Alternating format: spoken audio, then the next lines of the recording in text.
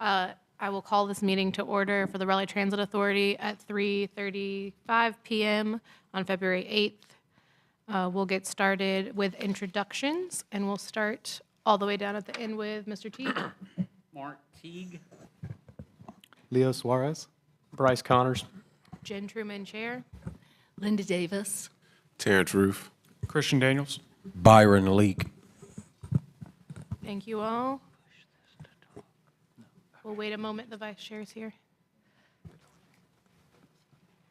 We should have given you another minute, sorry. Security, yes. LaTanya Williams. All right, introductions, and then do we need to discuss the January minutes, approval of the January minutes? Before we have a motion, I have an addition to the minutes. I think because we were not in chambers, we needed to add and I don't have them in front of me, but we needed to add the 2 votes that we took on the bylaws and the letter regarding the transit overlay district, and make sure that they were reflected in the minutes. You need more information? Do you have who made the motion and seconded? Yes, I made the motion to draft a letter to the city council, and I believe Mr. Teague seconded that motion. For that letter, the yes, that was in my notes. And I have it written down as unanimous for whoever was in attendance at that time of the retreat in the afternoon. And that would be the same for the bylaws. I believe that we had it as a motion from the committee recommendation, so Linda made the motion. Yes, and I think Bryce seconded it. I did second that motion. Does staff need anything else on those 2 items? No, I don't think we do. And we did have a recorder going, but it was picking up the audio very, very lightly, and it was very difficult to transcribe that. So thank you for those edits. That's why we take notes. Okay, so with that, then I'd entertain a motion to approve the January minutes or make any other changes. I second. So you make the motion? Oh, I'm sorry. It's fine. I make a motion that we approve the January minutes. I second it. All those in favor? Aye. Aye. Aye. Those opposed? Thank you. And next is revisions or additions to the agenda. I had one thing to add based off of some email conversation I think Mr. Teague and Mr. Walker were having over the month. We wanted to add discussion of the Go Access performance reports. Mr. Walker, where do you think that fits in? Should we do that after committee reports, before committee reports? I think either way would be appropriate. I think the gist was to determine if that should be referred to committee, and if so, which committee would be appropriate. Okay, so maybe let's do it before committee reports then. Did anyone else have additions to the agenda?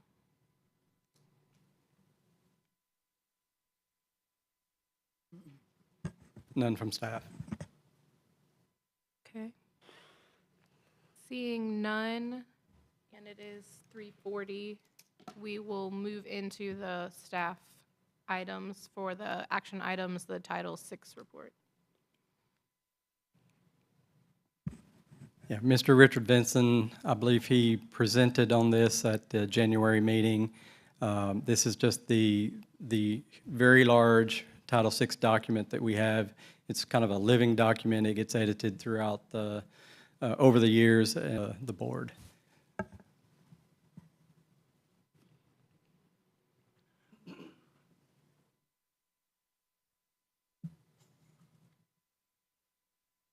Good afternoon. My name is Richard Vinson.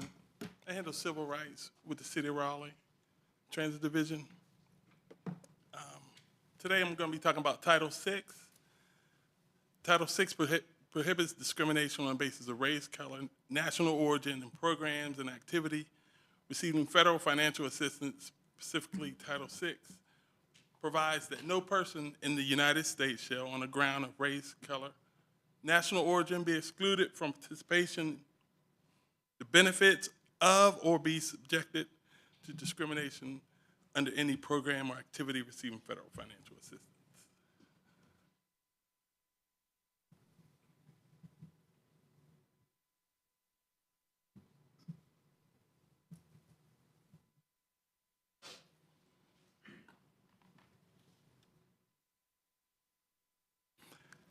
Here's the 4 areas of the Office of Civil Rights.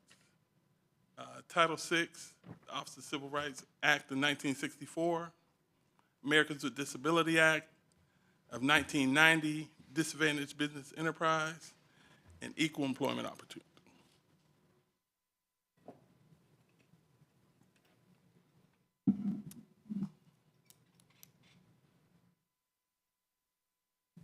Title VI of the Civil Rights of 1964, FDA has oversight to ensure public transit providers comply with non-discriminatory requirements, oversees the implementation of laws and regulations that prohibit discrimination on the basis of race, color, national origin, religion, sex, disability, and age in the provision of service to the public, provides technical assistance and training, conducts complaint investigation, compliance reviews, and recipient program plan reviews. The program itself is a pretty lengthy document. Do you have any questions? We've seen this a couple times now between committee and the board. Are there questions from the board? Okay. My understanding is this is just the normal update for overall service, Yes. and that you'll just need our endorsement at this time. Yes, sir. Yes, ma'am. Okay. I would entertain a motion to endorse the Title VI report. Motion to endorse. Byron? Thank you, Byron, for jumping on that. I think you can't do that because you're an alternate member based off of our new bylaws, but I appreciate the enthusiasm. I second. So Mark will make the motion, and Leo looks like, Yes. Sure. thank you. All those in favor, say aye. Aye. Those opposed? The ayes have it. Thank you. Thank you so much. Kept it simple for you. Yeah, I appreciate it.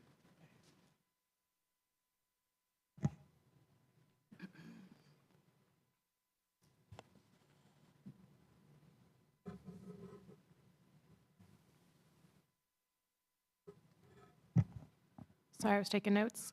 So staff information, the next item is the customer service survey, which I know we've all been really excited to hear about, so looking forward to hearing this one.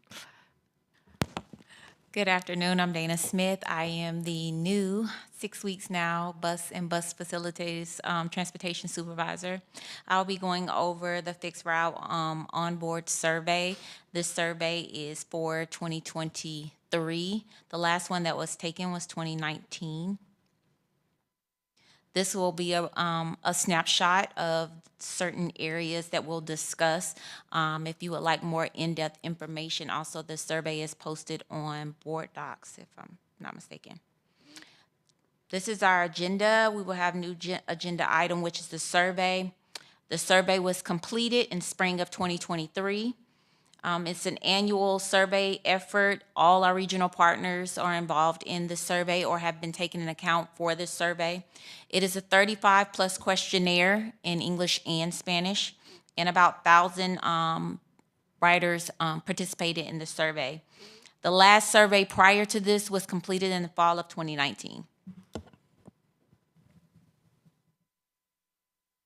Moving on, this is what the passenger survey looks like, the 35+ questions that was submitted.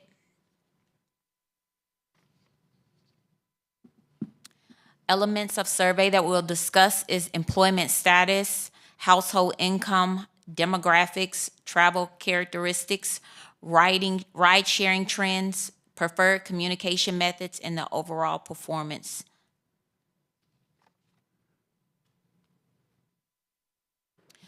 The first snapshot we'll take a look at is employment. This snapshot takes an overview of those riding with Go Raleigh. A majority of riders were in 2019 employed. We got a decrease in that from 2019 to 2023. And then our ridership of unemployed and retiree made up the difference of where the decrease happened with employed ridership. Moving on to household income. This didn't change as significant as employment. It stayed around the same percentage, but less than 15,000 bracket makes up our majority of our ridership with Go Raleigh.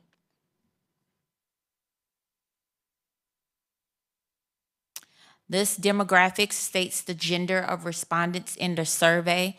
So as it did the previous year or 2019, majority of the survey riderships were made up of male versus female and non-binary. This is a snapshot of who took the survey.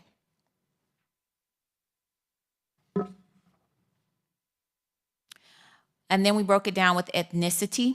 So ridership as a breakdown under ethnicity still makes up African American as the highest percentage, then Caucasian, and then our other would be Asian, Hispanic, and those that chose not to specify their ethnicity. This is a snapshot of the language that was spoken in homes of those that Go Raleigh. Transportation system, 93% were English. This demographic breaks down our group of riders. So we got a decrease in those 35 and younger. However, there was a little bit of increase with the 35 or older group as we split up the ridership through demographics from 2019 to 2023.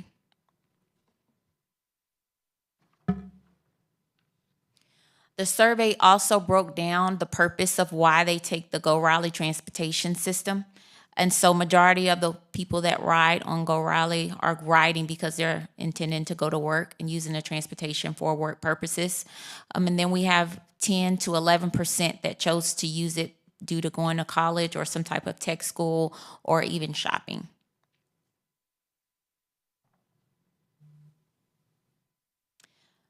Travel characteristics. This was an increase from the previous years. It does not state. It did not state the variances of why, but it does show that instead of riding maybe 5 to 6 times, which makes up the workforce, that we've got an increase of riders deciding to ride every day of the week, whether that be to work or to school or just to go shopping.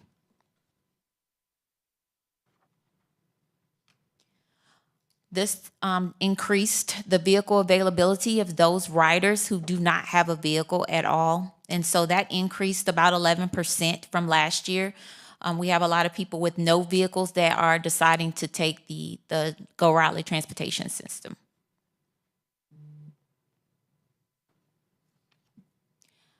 And then this survey this snapshot talks about those that chose to ride Uber or Lyft. This was taken within 30 days of the survey being given on whether they chose to choose the Go Raleigh system or they chose Uber or Lyft, which we saw a slight increase on those that chose to do Uber or Lyft over the Go Raleigh system. This is a breakdown of those age categories and whether they have the transit app or they use a transit app in order to take the system. Some people chose to download the app, and then we have a lot of users, ranging 42% or below, that do not have an app at all.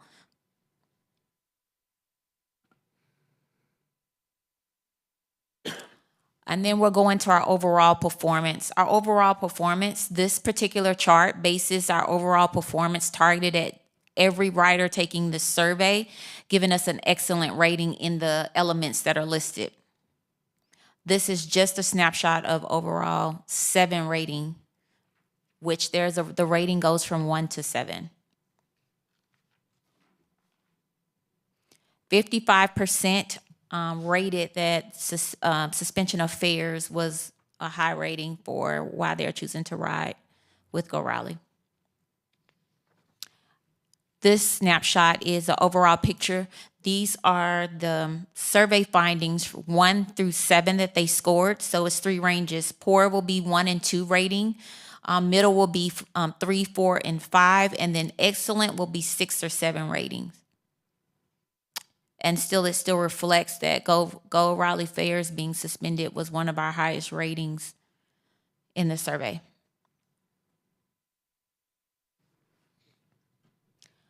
And then this is a snapshot of elements that we've used as an improvement method for riders. What would they like to see improved while riding on Go Raleigh? And our highest rating was that buses run on time. That was a priority in this improvement element. And then that the buses are clean, and then safety were their top 3 for high ratings in this particular survey. And if you have any questions. Thank you. Anybody have questions? I have one. Linda? A few slides back, you were talking about the people who chose to ride the bus as opposed to Uber or Lyft.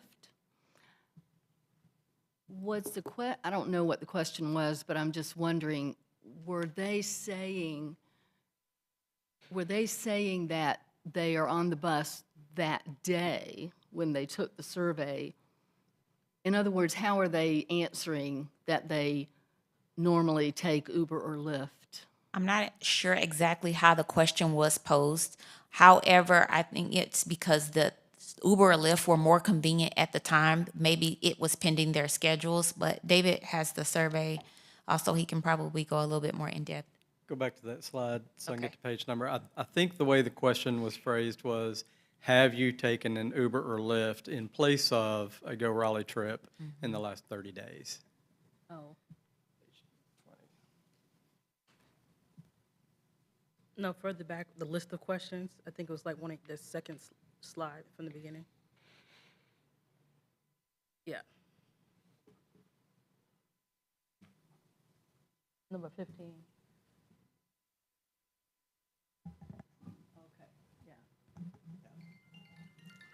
Thank you. You're welcome. Dana, thank you. I have a question. We saw 3 sets of data, one being from 2023, one being from 2019. You mentioned that 2019 was the last time we had collected the data. How frequently pre-COVID were we collecting the data? Would you or maybe another member of staff know the answer to that question? Pretty sure it was yearly. Yeah, so this survey was developed as part of the Wake Transit Plan. Go Triangle is the project sponsor, so they sort of manage it from the beginning. Each survey is done independently for each individual agency, but they're all asking the exact same questions. So there's another survey that kind of looks at how we did with everybody else, but it is supposed to be an annual survey. Obviously, during the pandemic, we had to stop because we didn't want to put extra surveyors on board the buses. But it is our will be plan. an annual. Is it our plan to bring it back, though, so we'll be able to look back at this data and compare it to future sets of data? Yes. Okay. As long as we continue to get the funding through the Wake Transit Plan, it'll be an annual survey. Thank you. So I noticed that the Hispanic population had low percentages. Like, how are we reaching those riders? Like, was this survey physically, like, done, like, a Go Raleigh station? Like, I guess I'm asking, how can we increase the responses from other ethnicities? Well, the survey was done on a random basis, so I don't know what the statistic was, but every third person will say that got up on the bus was offered the opportunity to take a survey. And so that randomness developed, ensured the validity of the overall survey. The percentages are simply a total of the percentage of riders. So I think that number was either 4 or no, maybe it was 8%. Ridership by Hispanic. So it wasn't that we only got 8% of the Hispanic riders to participate, is that's the total percentage of the population riding the Go Raleigh. Okay. I guess where are we targeting? Are we just targeting the Go Raleigh station or? These were onboard surveys. Onboard, okay. They did we gave them our entire run pick work pieces, and then they selected each individual route at different times of the day to do the surveys to get a good spread across the 4 a.m. till midnight. So they made sure they spread out the survey on each route to get a good valid sample. Okay. And last question, I don't know, if maybe going forward, I don't know if we can have someone that speaks Spanish to do the surveys. That way we can target more riders to help. I don't know. I do believe that the survey takers were bilingual Okay, for that. that's it. I think, Dr. Ruth, did you have a question? I just wanted to know if we are capturing the change in how work is conducted. I know most of the riders are workers. How do we now ask a different question, I guess, since work is now becoming not the destination for most people? So I just wonder, how do we phrase the questions to capture that trend that's shifting? I do think we had at least one new question in this survey that did attempt to address that.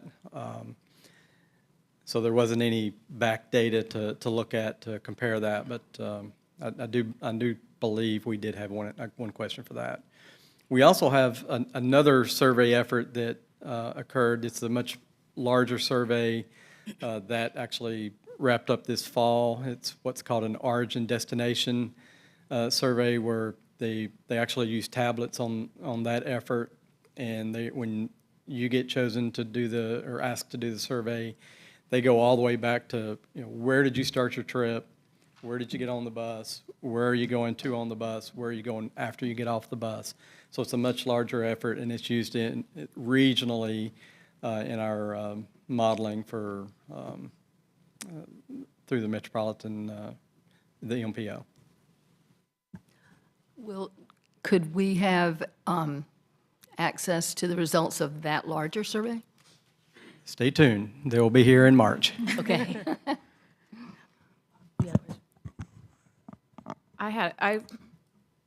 It's really great to see, because I think we've been through the pandemic playing a lot of guesswork as to what's changed versus what hasn't. Clearly some things have and others haven't. I'm really interested in the pieces around like areas for improvement and how we can bring those back onto the agenda items for committees. So I'm wondering if you could pull that slide back up. Which one? The one about things we could do better. Yes. Yeah, this question asks, what is most important to you?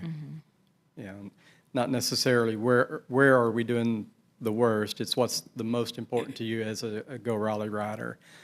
So buses running on time is typically at the top of this list for any agency across the country, because that's obviously the most important thing. If you're going to be riding the bus, you want it to be reliable. But that's kind of how this question was phrased.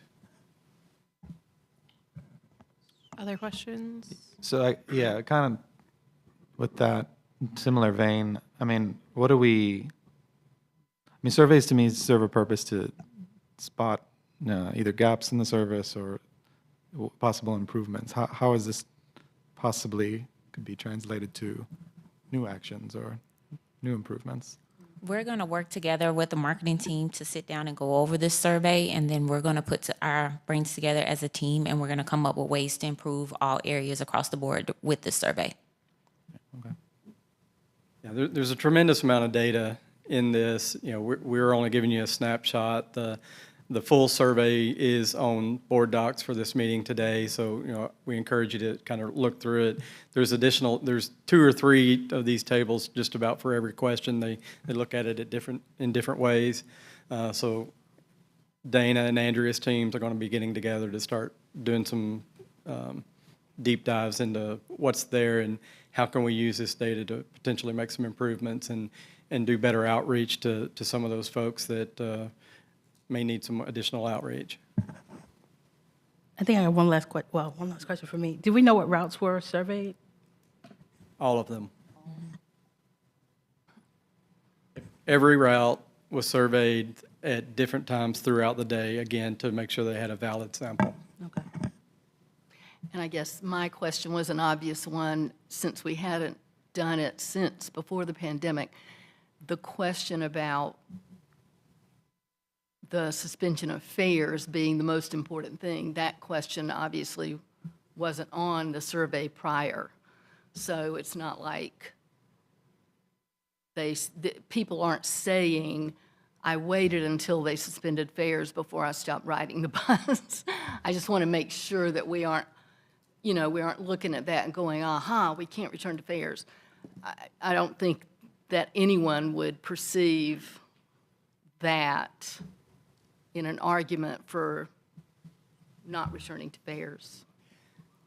I did not go back and look at the 2018 and 2019 survey for this specific slide, but to my best recollection, and we can bring this back if you would like that to one of the committees or to all the committees, this exact same slide was presented, and instead of suspension of fares, it just talked about how do you feel about Go Raleigh fares. And on those two previous survey efforts, it was near the bottom, or at least, 2/3 of the way down the list. It was not, in other words, they weren't concerned as much. The fare that they were having to pay at the time wasn't necessarily as important as some of the other things, like making sure the bus was on time and clean and lots of amenities and shelters. Okay. Other questions? I think to that point and Leo's point, I think as staff goes through, particularly the areas of an improvement, it would be helpful for the board, I think, rather than having the whole survey presented at every committee, for staff to do that first pass, since you guys are doing it anyways, to divide them up to things that are relevant to route, things that are relevant to marketing, things that are relevant to policy, and finance, I guess, because there's, that would be helpful to us, because I think looking at that and having looked back at our work plan priorities list, there's a lot of overlap, which is probably to be expected and a good thing. But it would be useful for us to know if there's things that maybe weren't on our radar that need to be in those committees. Any other thoughts on the survey? Okay. Do you guys need any, this is just information, you guys don't need any action from us? Okay. Thank you. It is 4:00, so we will pause for public comment. I know we have at least one.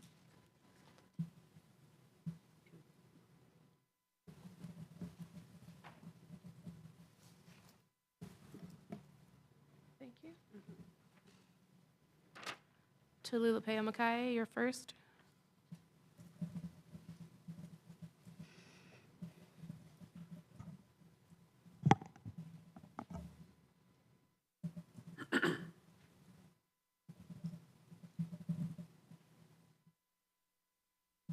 Good afternoon. Good afternoon. Good afternoon. Afternoon. Thanks for being here. Tululipe Omokaye, former chair, for those that don't remember me. I just want to come up and make a statement. Thank you all for your hard work. One, I know it's not easy from sitting in that seat. For those that don't know, the boards and commissions, be it housing, be it planet, being stormwater, are comprised of volunteers who are appointed to the transit authority so that the people whose lived experience of the decisions city council is making, voices and opinions, are added to city council. The transit authority's job is not to politicize issues, but to speak directly. Each person has a right to speak up for and against as a citizen, but not to invoke the endorsement of the transit authority at their own whim for their own personal reasons. When we present to the city council as a transit authority, we show up at regular city council meetings. I'm gonna say that I understand that some of you all don't know this, but I know at least one of you do. We meet at regular city council meetings. We don't necessarily speak for or against unless you all voted. Now, at least one of you up there knows that. To write a letter and present it to city council is one thing. To vote to present in front of city council is another thing. But for Jen to sign up to speak for something and then read a letter from the RTA that just showed benefits and challenges versus the RTAs endorsing this is a manipulation of each and every one of you. And I'm stating this so that you know going forward, if you individually agree, if you all vote to agree, that's on you all. But to vote to have a letter written to send to city council that gives the pros and cons of something that she would then take and go to a city council planning special meeting and sign up to speak for something and invoke that she's the chair of the transit authority and saying we as though she's speaking on your behalf is not something that the transit authority does. The chair behaves like a leader and steps up to a city council full meeting and presents there like all the other boards and commissions do. I just want to also invoke in the past, in the last election year, when we were trying to vote to bring back fares, and the majority of the board, if you all remember those who were there, were voting to bring the fares back.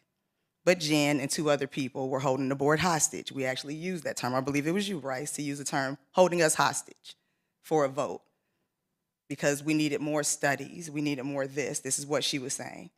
It's interesting that those same studies, she's going to jump ahead and endorse instead of letting planning do those same studies that she said Transit Authority needed. Those who show up to a special meeting aren't necessarily going to listen to all the words of the letter. Well, what they will see is somebody standing endorsing something, and if you all vote to endorse it, it's one thing. Once again, the city council meeting was earlier this week, Tuesday. So that could have been presented in the proper timing and not to sway perception of what the Raleigh Transit Authority does for somebody's own personal interest. It is a discussion you all should have because if your vote matters so that we're not politicizing these boards and commissions, so that you're in the vote of the people who's impacted by these decisions matter, then I hope that moving forward in the future, you all take that into consideration. I'm not sure if that's in the bylaws, but if it's not, then maybe you all should consider making sure that before your chair speaks up to endorse something as a board, that you all actually as a board, not as a group of individuals, agree with that. Thank you.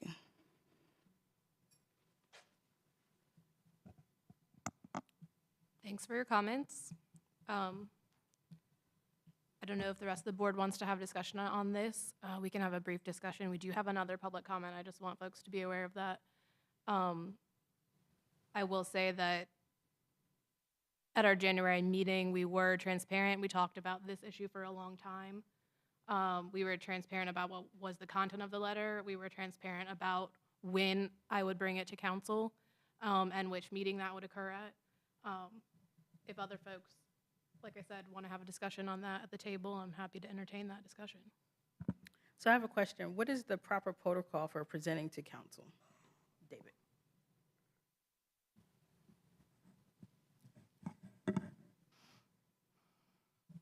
Well, each board or commission has an opportunity to present an annual work plan. I believe there's one other opportunity throughout the year. There's a work plan, and then there's a kind of a year in review type of report. Outside of that, unless you have a special item like this that the board were to want to bring forward to make the council aware of as far as the thoughts and of the board, then that could be done. You could work with us to get that on an agenda, or you could go and speak during public comments, which is what the chair did. So should that be done at a special meeting, or should that always be on a regular council meeting? So it can be on the agenda? I think it would just depend on what your item is. Okay. Madam Chair, I'm not aware of anything written in the city's guidebook about what volunteers serving on boards and commissions in the city of Raleigh are permitted or not permitted to do that covers what we did. At the January meeting, we discussed the fact that a lot of citizens are very uncertain about what the TOD is and what it means in terms how it will impact Raleigh Transit and the new BRT. And what we came up with unanimously as a board was that we thought it was serving citizens for us to be able to say, we believe this is that the BRT is in the best interests of the future of transit in Raleigh. We have concerns that the Planning Commission needs to address questions that have come up. And we agreed that it was, we agreed, someone else can clarify this if I'm not doing it well, we agreed that it was in the best interests of the citizens we serve. Yeah, we're volunteers, but we are serving the citizens of Raleigh.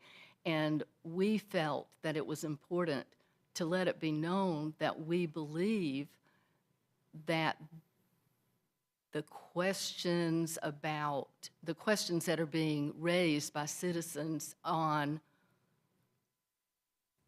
the, planning for the TOD needed to be addressed. And so I thought that we were totally in line with the guidelines of what we all took an oath to do when we joined the RTA. So I still feel very fine about the way it was done. I think so too, Linda. And what I wanted to share was I think it was the best job we had done as a board in terms of going through the discovery process, learning, hearing different perspectives. But even after that meeting, I think the process that we utilized to make sure that that letter was vetted, everyone had access to it.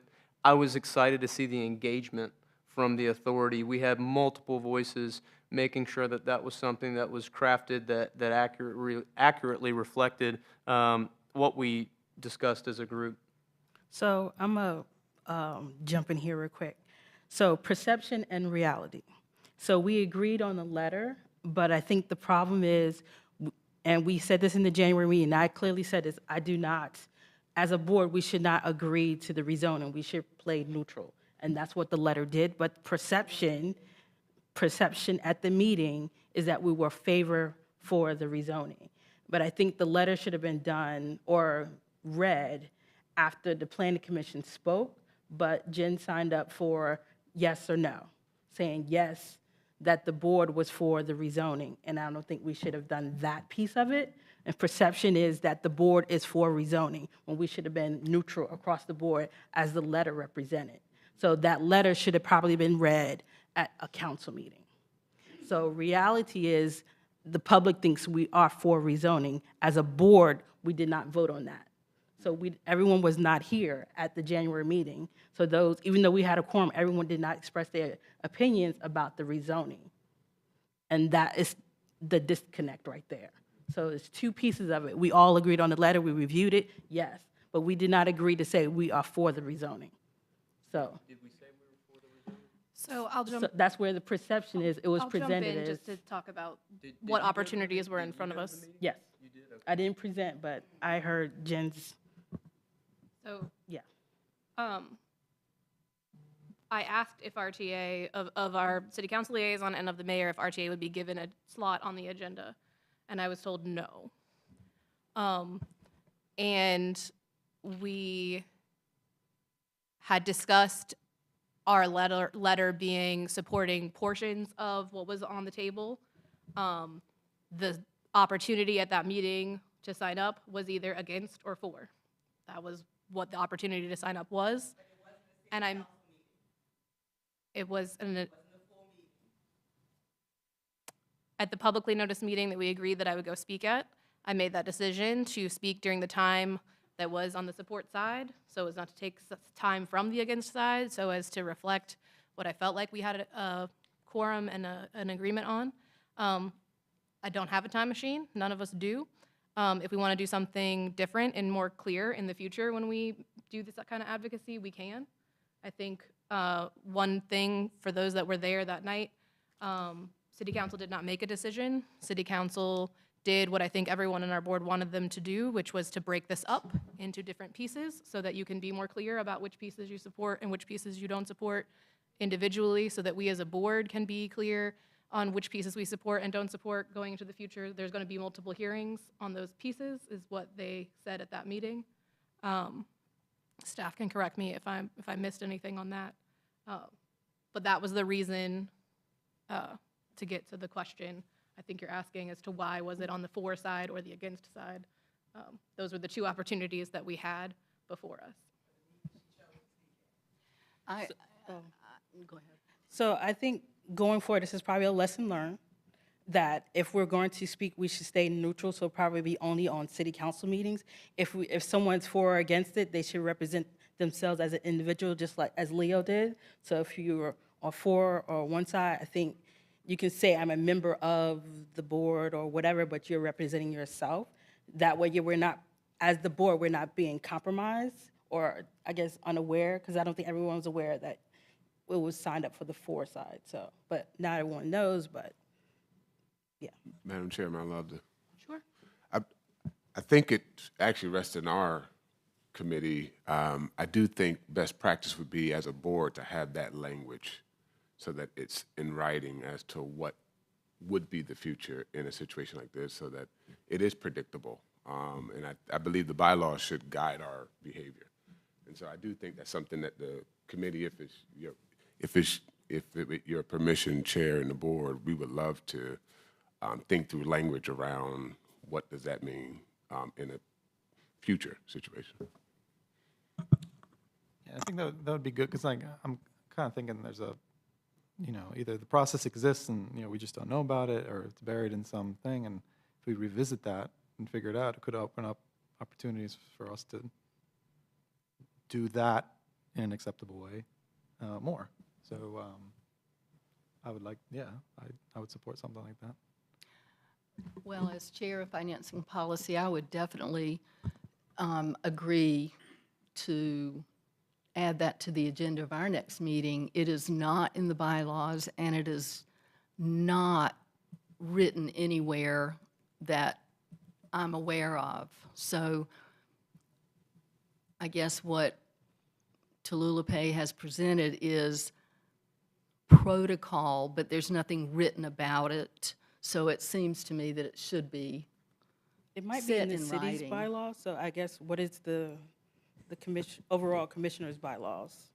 Let us reach out to the Boards and Commissions Division and talk to them. They actually presented a little bit at the retreat Yeah. in January, and then they were here last year doing their full, pretty large presentation on the do's and don'ts of boards. So there's very likely something in there that may help steer us. And I don't want to stop this conversation, but we do have a second speaker, and he is one of our Access clients, and I'm not sure what time his pickup is to get back home, but maybe we can let him come up and speak and then continue, if that's all right with the Certainly. chair. I think we'll put that in finance and policy. And as we reach out to community engagement, I think also there's a longstanding precedent of board chairs, and the RCAC chair, the Parks chair, and other chairs of other boards have often, when needed, come and spoke at council at hearings or at regular meetings as needed. So I think there is precedent from other boards for what happened.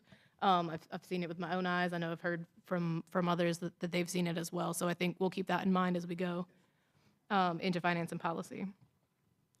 So moving to the second public comment from Dr. Ricky Scott.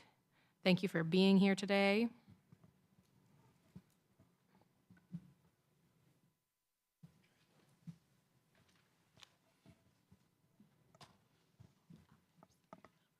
Welcome, sir. Good afternoon, everybody. Good afternoon. Hope you all can hear me. Okay. Make sure I got the mic here. Okay. All right, I can hear myself now. What I wanted to, speak to you about today is, how can I begin here? I have been a user of Go Raleigh Access for quite a number of decades, and in that I have been not only a user, but an advocate for paratransit. And my academic background, my master's degree in public administration, my area of research was in the provision of paratransportation services. So I come here with a wealth of experience on this issue. What I wanted to speak to today is related to a couple of things. There is a low-income program, which is my understanding, that is applied to the fixed route bus fares, but I don't see where something like that is equivalent moving forward for paratransit.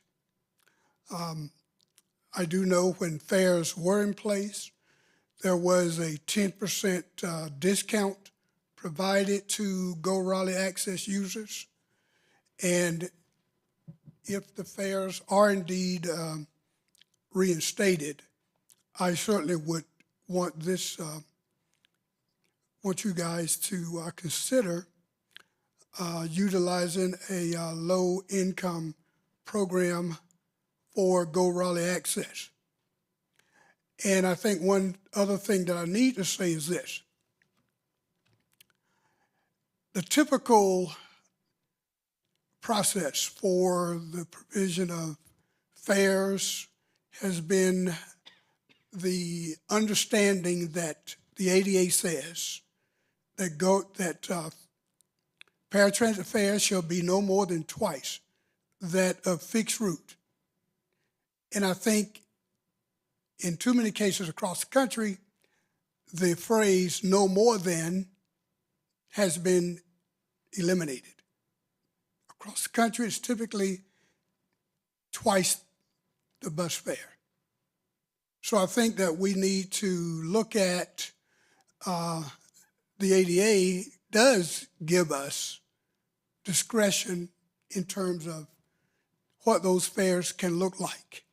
They can be the twice as much, or they can be nothing. So I would encourage our staff to look at that aspect of its interpretation of the fares, what we're going to be charging Go Raleigh Access users. As we know that persons with disabilities income is about $1,200 a month on average. And full fare certainly can be impacting on them, especially moving from zero fare to $2.50 and maybe $3 if the fare goes up, the regular fare goes up to $1.50.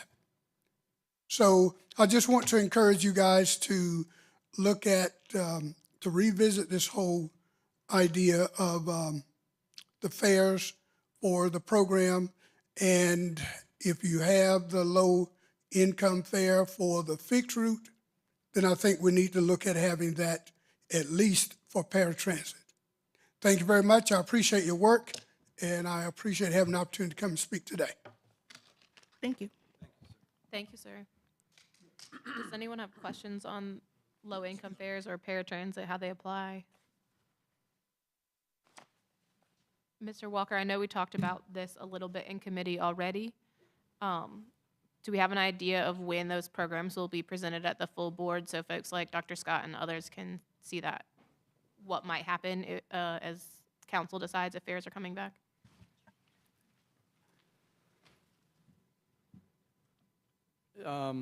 So there is conversation regionally about a low-income fare program. There's nothing set in stone about that. We have our staff have talked to many human service agency providers within Raleigh, namely Oak City Cares, South Wilmington Street Men's Shelter, Urban Ministries, Healing Transitions. So we've been having some ongoing conversations, but we have yet to develop any type of a program. But we are working towards that. I doubt we'll have anything ready in March, but potentially by April we'll have that low-income fare program that we can bring forward to talk about. The existing programs that we have are related to Medicaid, Medicare cards. If you have a Medicare card, you're eligible for a 50% discount to the base fare.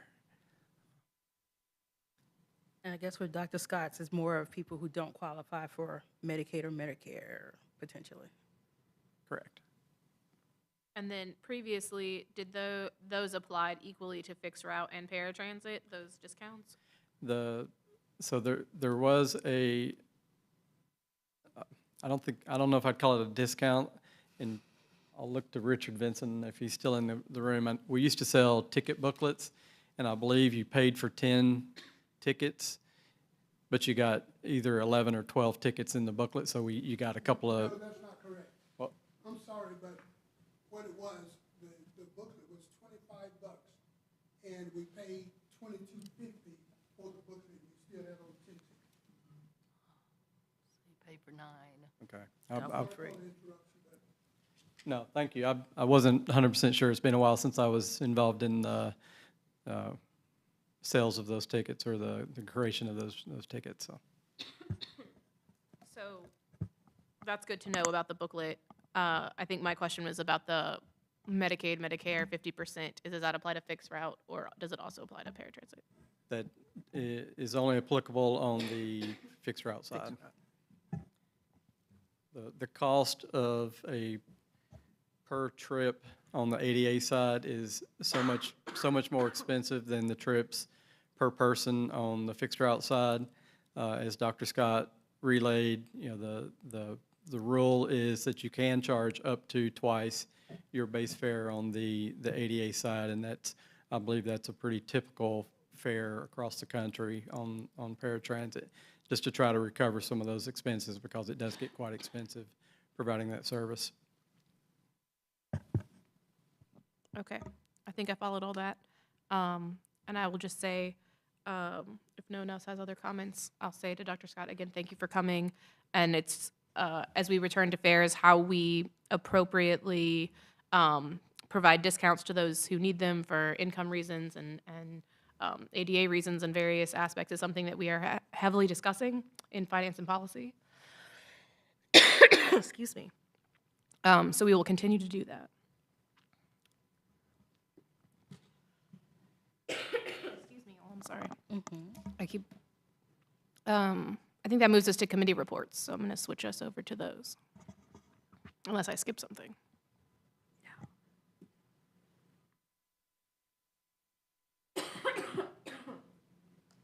Okay, I guess that's me.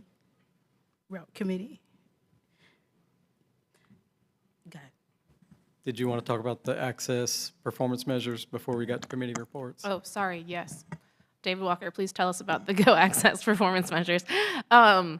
Apologies for coughing there in the middle of the meeting. There's been a couple of requests in committee meetings and emails for Mr. Teague.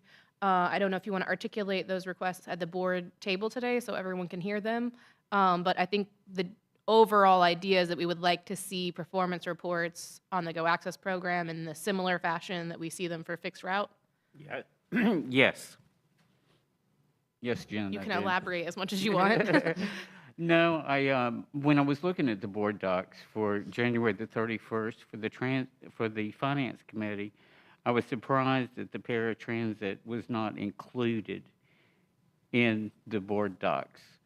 So that's when I started questioning why they were not included. So I think it's a valid question. I think the vice chair and I have had this conversation before, and one of the issues with the program was that we didn't really have the ability to get metrics until the new app for most of the things that we can now measure with the new app. exactly. And so I think there's just maybe not a precedent for what the board wants to see and what we would like to see and what's available to be seen with all the new metrics at our hand. I think at the table, I don't know how many of y'all were here, we were excited to know that there were many things we could measure, but we didn't know what we would want to see. So I think if anyone has suggestions, we could make those at the table today as far as what to be seen, and otherwise I think we could put it into a committee, and I don't know which committee this properly belongs in, so I'd look to Mr. Walker to kind of give us advice there. So that can be just something added, I guess. But that, I mean, added to the board docs, that presentation. Well, we don't have a presentation on it at this point. Not now, I meant like added to the board docs later, the measurements for. Right, so whatever were to be requested and ultimately provided would be part of those monthly reports that are included in the board docs for both route and finance. You know, this could go in either route or finance and policy. It's not really finance. Could be finance because a lot of the things we're looking at potentially being able to track are the financials of the access program. So that one might actually be better in that committee, but you know, I think it could go either way. Remind me, Mr. Teague, which committee are you on? He's on route. I'm on the route committee. Okay. I think let's send it to both committees for next month so that we can look at what metrics are available, if that works for the chairs. We can look at which metrics are available from the app and just let staff know which ones we want to see on a regular basis. Yeah, that's fine. Yeah, it's fine with finance and policy also. Just be aware it'll be a month to month since this is a new app that just rolled out last year, late last year, I think. Yeah, August of last year, because now we have measurable data versus what we didn't have before. Yeah, so. Anyone else have things they want included in that? I know Mark has a long list because it's in my inbox. So. Just the total in the email. I basically covered everything that I want to bring up, which is how many riders that are in the program, how many riders per day, the amount of trips that we generate monthly. I just want to look at trends. Now that we have them. Yes.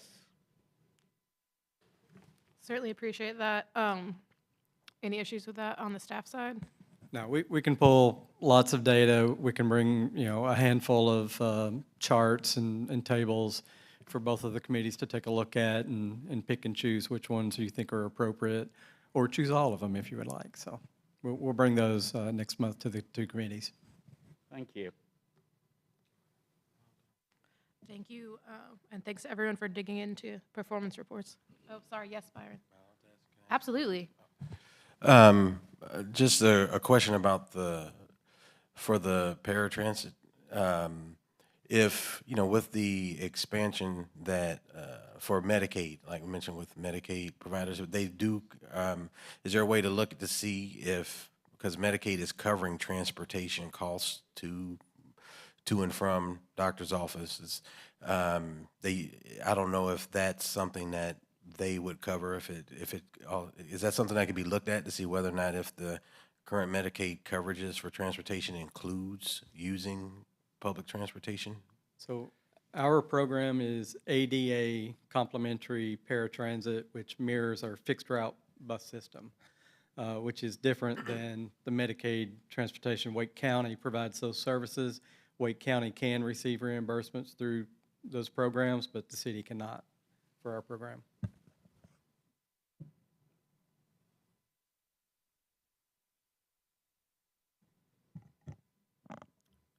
Thank you. Sounds like you guys are going to have a lively finance and policy meeting this next month. Anything else on Go Access? Okay. I was skipping things. The work plan priorities, we discussed these at the retreat. And we had a laundry list that staff took notes on of like kind of individual items and tasks that we wanted to look at. Wanted to make sure to bring to the board this month, we had picked kind of 3 big categories that we wanted to have those things fall into. And wanted to make sure we brought to the board this month those 3 categories and give everyone a chance to add to that list one last time. So I'm just going to read the 3 categories. I didn't get a slide to Andrea in time. I apologize. You can blame the baby on that one. The first one was a focus on fundamentals, which come down to things like ridership and customer service, operator safety, those kind of fundamental pieces. And then advocacy and outreach to the public, and then to leadership when appropriate, and also then a vision for the future of transit in Raleigh, in terms of effectiveness and growth, and all the Wake Transit Plan things would fit into that category. Trying to find a bucket that all that stuff fits into neatly. So this is just for discussion. It's our work plan that eventually will shore up into the pretty little community engagement board template, which I still need, Mr. Walker, when you get a chance to send that over or get it from them,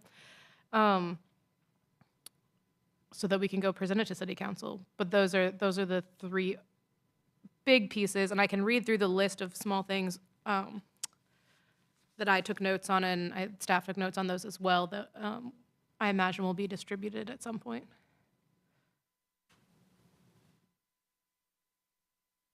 Any folks want to add or discuss work plan? We talked about it for a long time at the retreat, so.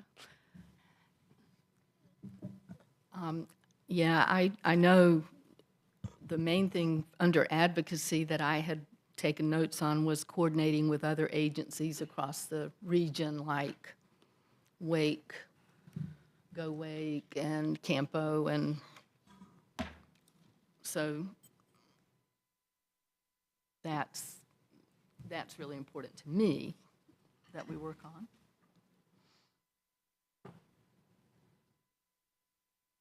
Thank you. Any other thoughts? I guess, well, I'll expand on the fundamentals one, I think, was one that came up during my discussions, at least. And I don't know, I always believe that, like, a great city, a great transit system, a great anything, it just does the basics well. You know, I'm borrowing this saying, but it's like, do vanilla right. You know, if you can't get that, then it's like the foundation of anything. So, you know, like as you saw, on-time performance was what's at the top of people's mind. So, you know, I consider that a fundamental, basic thing. So maybe it's just not getting distracted by shiny things and not forgetting that the basics are still important and keeping those things rock solid. This is kind of where I'm coming at with that piece. What that means, you know, we'll explore it, but I always want to keep that in the back of my mind. I think that's helpful, especially, you know, I think when we saw the survey, there's a lot of overlap between that conversation, the kind of go access metrics we're asking for, like in the weeds stuff that we do on a monthly basis that staff does every day. So I think part of the mission of the work plan is to communicate what the board does in how we hopefully help staff and don't cause them to have more headaches throughout the year. So to me, the focus on fundamentals being the first one makes sense.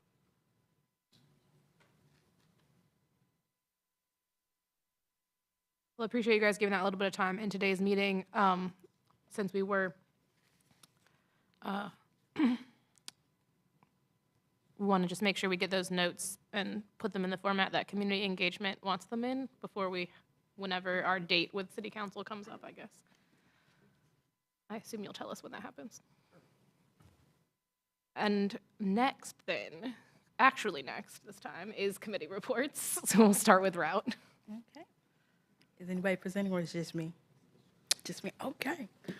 All right, so one of the things we talked about is the FY25 work plan that's coming up, work release.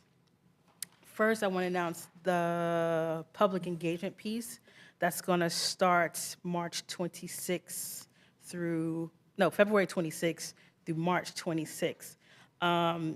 You should hopefully get an email, probably the 23rd, from Andrea about public comment. So hopefully you guys put your feedback, highly recommend it, not mandatory, but I would appreciate that.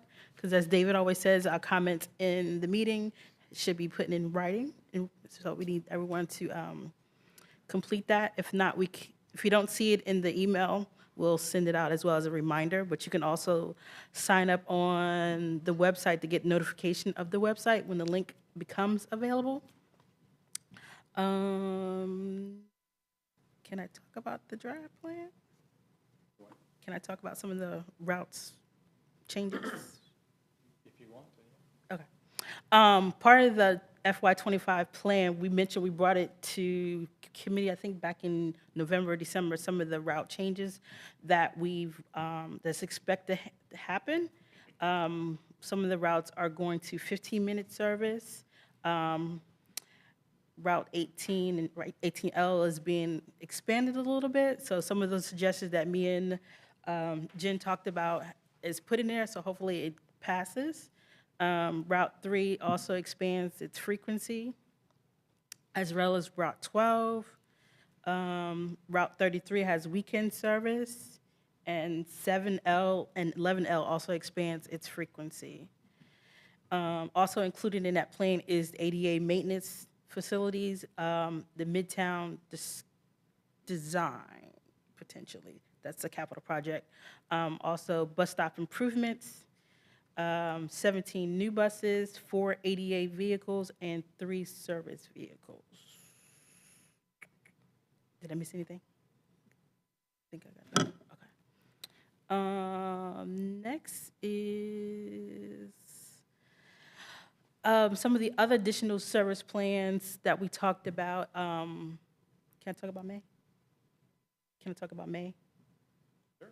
Okay. So as we improve, as you know, there's announcements going out that we have a lot of services that increased to additional 15 minutes. That was Route 3, 7, 10, 12, 18, 23, 24, 26, 27, and 36. So as we progress and get better and more buses are back en route, we expect to increase additional service in May 2024. One of those routes is 19 to go to 15 minutes. The ever so popular R line should be returning. There was discussion about the R line of which route may be implemented, but I think it's the last one that was revised, and I think, Leo, you was a part of that. But there's discussion, too, is to kind of, now that downtown has changed, kind of look at it and see if it needs to be revised, but that's future, so we're not making any changes, but something to look at. Increase in Route 21 to 15 minutes, Route 6 to 15 minutes, as well as Monday through Saturday, and 70X increases and expands to midday service. Any questions so far? No, okay. There are some more plans for September coming out. Route 9 will begin 15-minute service. There is changes to the Biltmore Hills package, which is Route 5 was adding 15 minutes, Routes 22 and 13 is being decommissioned, but there's concern about, I want to say, Route 13 cutting the service off between MLK and New Bern, so that Raleigh Boulevard connection is being decommissioned. So we set requests to have communication out to those riders within that gap. Is that a miss? I know there's been marketing or questions to them at the Go Raleigh station, but probably we need to service that community directly to say if that service is needed or will you be impacted, to kind of get the feedback of the community along that stretch. And I think that's it. Next up is Set 8, talking about some of the construction plans that we have. Right now, there are 49 sites set. 43 are shelter build-outs. I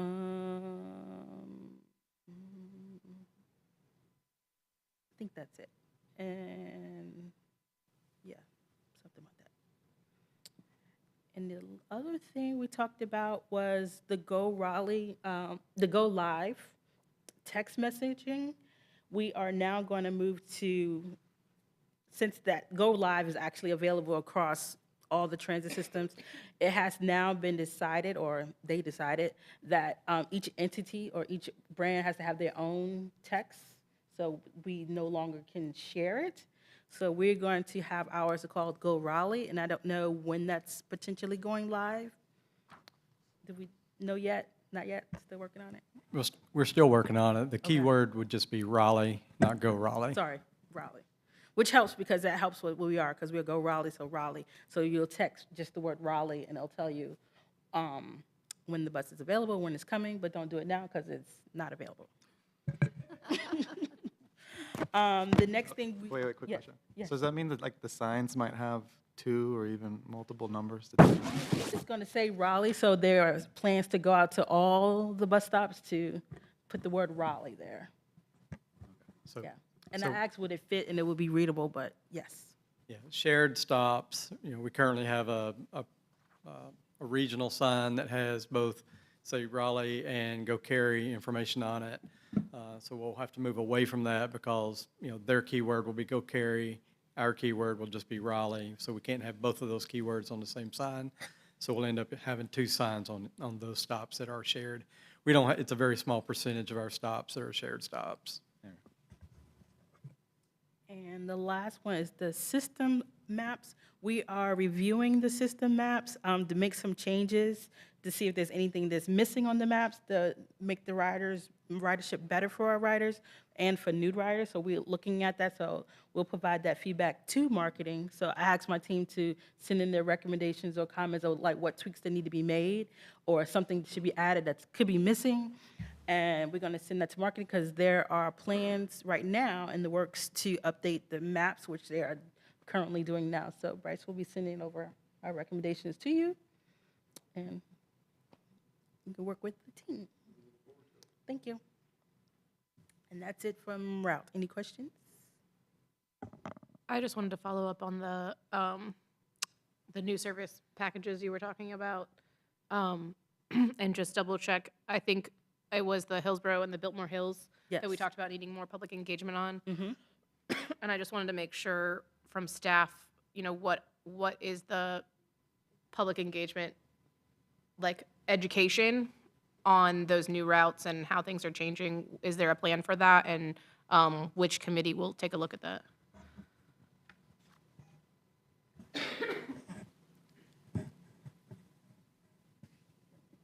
I would assume that should go to marketing, and we will be developing those plans as we get closer to that date.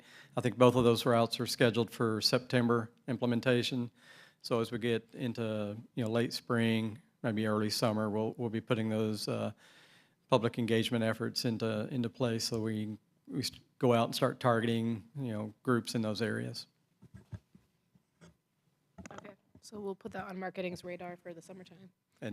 And just as a reminder, engagement is done throughout the work plan development, throughout the Wake Transit Plan development for all of these changes. So it goes through round after round after round of engagement.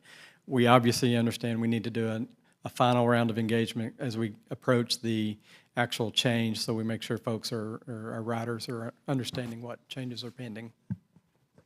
Thank you for that. I tried to correct myself quickly to say education, engagement. It's been a long time for some of these packages. I think the Hillsborough Street one, the Biltmore Hills one, I remember going to some of those meetings way back in the day. But I think certainly folks have pandemic memory, and so they may not remember that that's coming, and we want them to know well enough in advance.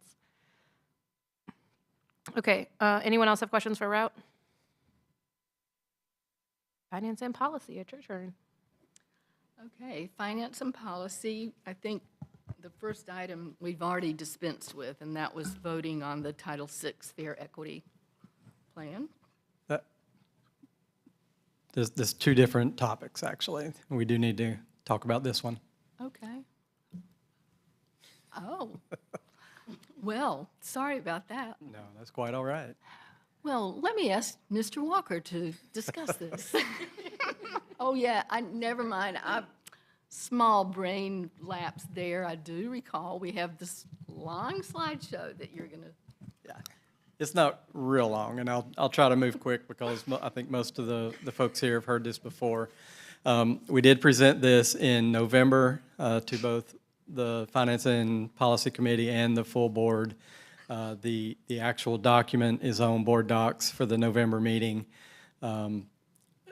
This is a report that is required by the Civil Rights Act of 1964. There's locations there on this slide where you can go up and read about all the requirements associated with it. And I'm not going to go through that word for word. So next slide. Basically what we're required, our requirements are if we have 50 or more fixed route vehicles, which we do, then we're required to do this analysis. If we have any service changes or fare changes to determine if there are impacts to minority and low-income populations. It's a two-step process. Go back real quick. I'm sorry, Andrea. We do look at minority populations which is defined as any population other than white, and low-income populations, which is for this report is defined as passengers making less than $25,000 per year. Now, so as you look at your changes, they can be either minor or major. If it's considered a minor change by our own policies, there's no analysis actually required. If it's determined to be major, you are required to do a fare equity analysis. Any increase in fares is considered a major change, so obviously we're doing a fare equity analysis as we think about returning from our suspended fare to our full fares. And then as you do that analysis, you have to determine, again, if there is a disparate impact on minority populations or disproportionate burden to low-income populations. So next slide. Again, we're looking at returning from our suspended fares to the fares shown on this slide, and then these are the 4 categories of fares that were studied in this analysis. Next slide. All right, so the evaluation process for minority passengers, again, we're looking at 2 different categories, minorities and low income. This one is talking about minorities, which again is anybody other than non-white riders. So we look at the percentage of those minority passengers that utilize our entire system, and if there is a 3% variance per fare category of usage, that's allowed. And so if you go above that 3% variance, it's considered a disparate impact. Yeah, I think that covers it. So next slide, we get into the actual statistics, which will help explain what I was trying to talk about there. So our system-wide percentage of minority riders is 77.5%. On a cash fare, in other words, you get on the bus, you pay $1.25 to go one way, the percentage of minority passengers riding and paying that fare is almost 82%. So we got a 3% variance over the 77.5 average for the entire system. So that is above the 3% variance allowed, which means for our minority riders paying a cash one-way fare, there is a disparate impact. Again, looking at the day pass purchases, that percentage is 81%, which is 0.5% over the 3% variance. And then on the day pass or 7-day pass or weekly pass and 31-day passes, the number is right at 74%. So it's actually below the system-wide average. So on those 2 multi-day pass purchases, there's no disparate impact. But because 2 of the 3 do have disparate impacts, then we are required to provide mitigation strategies. So we'll talk about that after we talk about the low income. So on the next slide, we'll move to that. There is a 5% variance allowed. Again, we're looking at the exact same scenarios. What's your system-wide percentage of low-income passengers? And then, next slide, Andrea, we're looking at for each of those fare categories, what is the percentage of low-income riders purchasing a cash fare one way? What is the percentage looking at or purchasing a day pass? and similarly for the 7 and 31-day passes. So on this review, on the low-income passengers, the cash fare does provide more than 5% variance, so that becomes a disproportionate burden on the low-income riders purchasing cash fares. The other two did not meet the 5% threshold, but if any of those categories surveyed do provide that, that burden, then again, you have to consider mitigation factors for, all. So the next slide gets into that conversation. Again, well, this is actually just a recap of what we just talked about. So across the board, 3 out of the 6 opportunities did provide disparate or disproportionate burdens. So on the next slide, we'll talk about what mitigation strategies are recommended in this analysis. A discounted fare program. So we talked about that a little bit already. We are already looking into a low-income fare program that could be offered to riders meeting those, whatever benchmarks are set to be able to participate in that program. Our mobile ticketing technology that we were about ready to implement right as the pandemic hit does have fare capping abilities, so put a check mark by that. We already have that, or will have that as soon as we activate that when and if fares return. The third suggestion was fare product distribution partnerships. We had partnerships with all Harris Teeters that were on our routes prior to the pandemic. We'll have to reestablish those and look for additional potential partnerships throughout our service area, potentially, CVS, Walgreens, type drugstores are good opportunities for partnerships if we can get them to participate. The other thing we're looking at doing is making it easier to buy a fare on board the bus by use of a credit card reader, so you can get on the bus, tap a reader, and pay by debit card or any other type of prepaid card that you may have. So that'll make it a little bit easier. You don't have to have cash. You can get on the bus and tap and go. We don't think that would be ready by July, but hopefully by the end of this year, we'll be able to have something available for that. The fourth strategy was potentially providing discounted service based on time.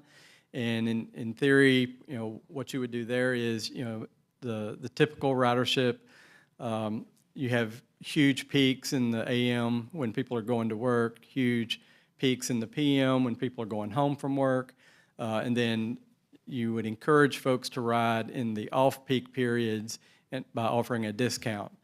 However, what we've seen throughout the pandemic is those peaks are now just little bitty hills, and we've got a more consistent ridership across our service span. So we could certainly look at that, but that might be one that was a little bit more challenging to put into place. And then the other option is just to offer free fare on certain routes, which sounds good, but typically about 75% of our ridership always have to make a transfer to complete their trip. So if you offer free service on a route, it doesn't really do you any good if you end up having to buy a pass on the next trip to complete your trip. So these are all strategies that staff will continue to look at, and we can continue to talk about with Finance and Policy Committee if you would like, as we get closer to considering as City Council gets closer to making a decision on whether or not they're going to bring fares back in July. And the next slide is the Finance and Policy Committee did vote at their meeting last week to endorse this analysis and bring it to the full Transit Authority for a vote. Just for your awareness, you are not voting to return to fares. You're just endorsing this analysis that is required by that FTA Title VI document that you voted on earlier during this meeting. Thank you. So, as David said, we did endorse this and pass this, and so I would like to make that motion that we endorse the Title VI Fare Equity Analysis as presented. So there's a motion on the table. Is there a second? Second. It's been motioned and properly seconded. All those in favor? Aye. Those opposed? The ayes have it. Thank you for your work on that, and I imagine we'll be seeing all of that content more in the coming months. Linda, I think you had a few more items. Is that true? Yes. Other items that we discussed were the low-income fare program, and as we discussed earlier, staff is still working on and meeting with other organizations just to prepare and to decide, you know, how and what the parameters of a low-income fare might be if and when we return to fares. So more will come on that.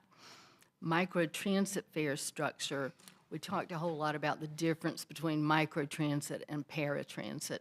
And so we're still looking at how that is structured. Thank you. And we don't have anything to report out yet on that, but we are going to be continuing to examine microtransit needs. And we talked about the bus stop improvements, and Melanie Roush gave us much more of the prioritization. I think same thing she had done in the route committee with the set 8 construction updates. And that was it. So we will continue to talk about this, and we're really anxious with staff to keep moving toward being ready for if fares come back and how we will deal with that, with our software, with the ability to do non-cash payments, and just how that all is going to work. But that's our report for this month. Any questions? Any questions? I have one. Anyone else have one? I think it came up in committee, but just so that it's at the full board table, if you or Mr. Walker could provide just some context for what the timeline for that conversation is. Obviously, City Council's having budget conversations in the spring for approving the budget in the summer.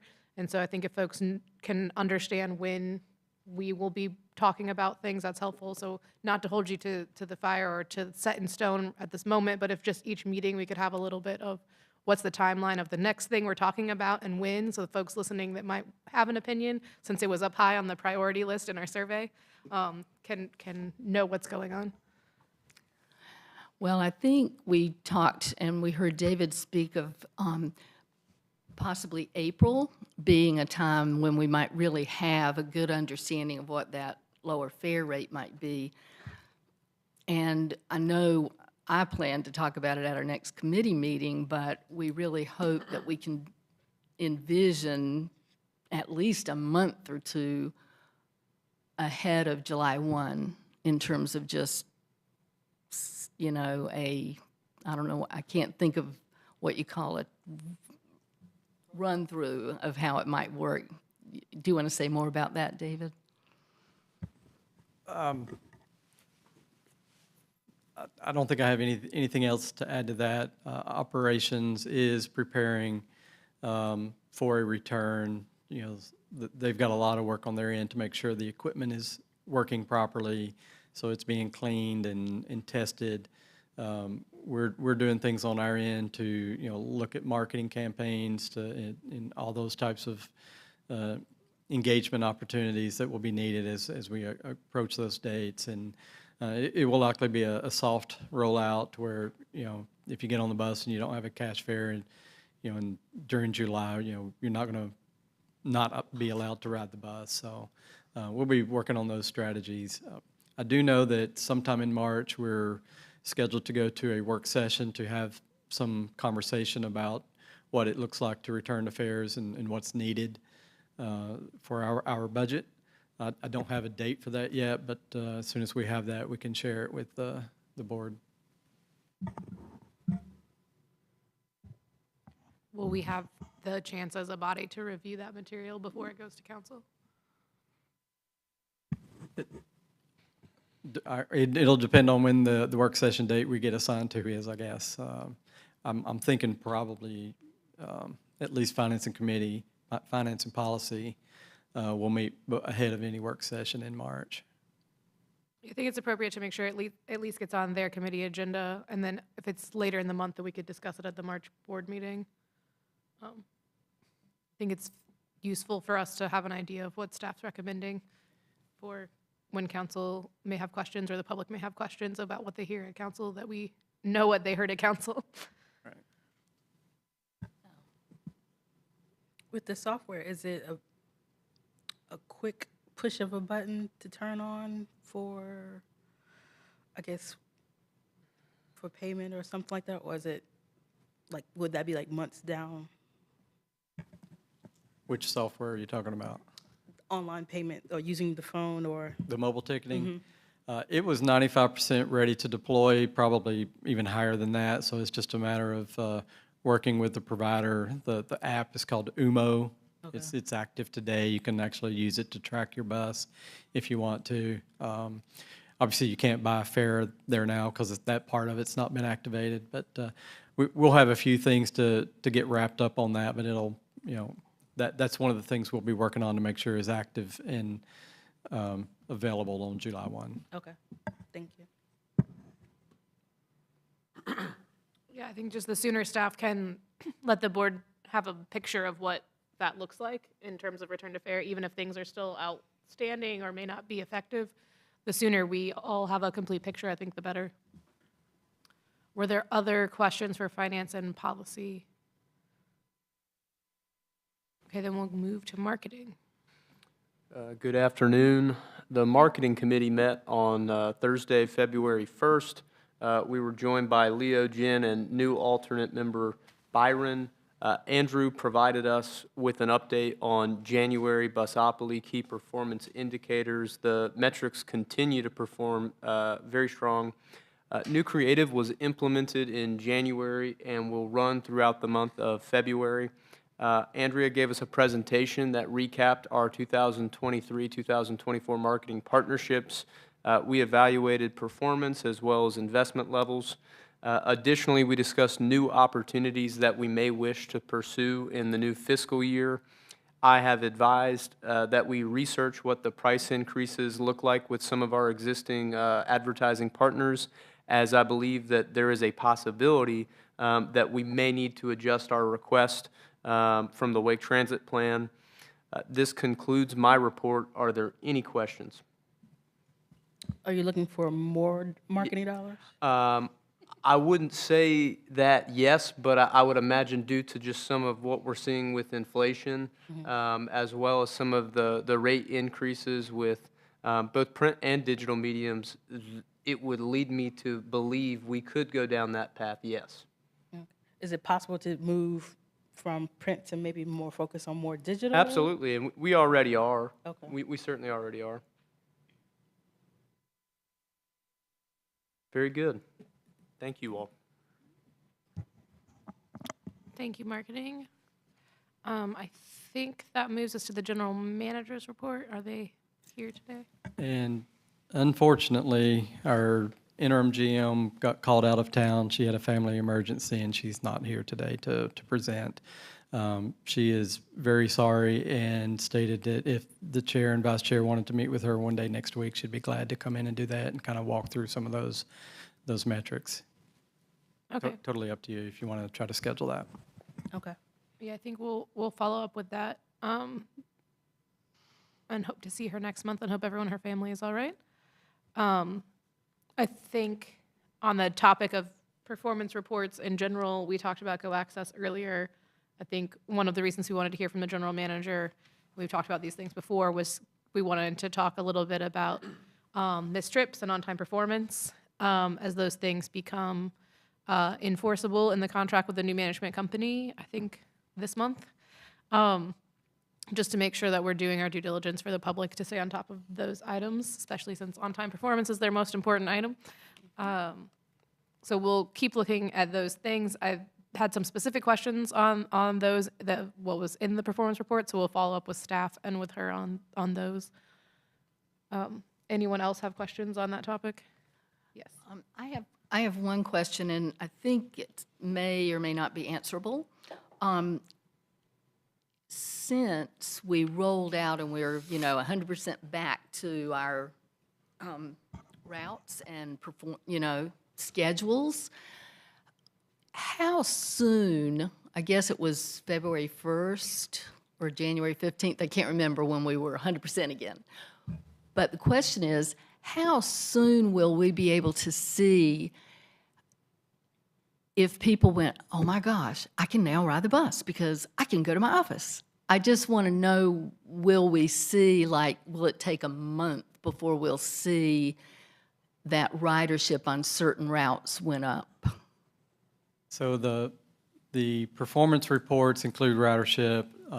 Typically, you see there's a 60-day lag, so you will see January data in March.